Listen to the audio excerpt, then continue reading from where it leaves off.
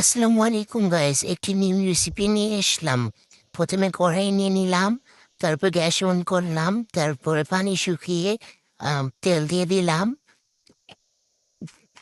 তেল দিয়ে পেঁয়াজ মরিচ সব দিয়ে দিলাম, ভালো করে নাড়াচাড়া করে নিলাম। এরপর শুটকি দিয়ে ভালোভাবে নাড়াচাড়া করে লবণ হলুদ মরিচ ভালো করে নাড়াচাড়া করে পেঁয়াজের পাতাগুলো আলু সব দিয়ে দিলাম। এরপর ভালোভাবে নাড়াচাড়া করে ঢাকনা দিয়ে দিলাম। এরপর ২ মিনিট পর ঢাকনা খুলে আবার নাড়াচাড়া করে দিলাম। আবার ঢাকনা খুলে নাড়াচাড়া করে নিলাম। এখন ফাইনালি ডান, এবং খেয়ে দেবো কেমন হয়েছে।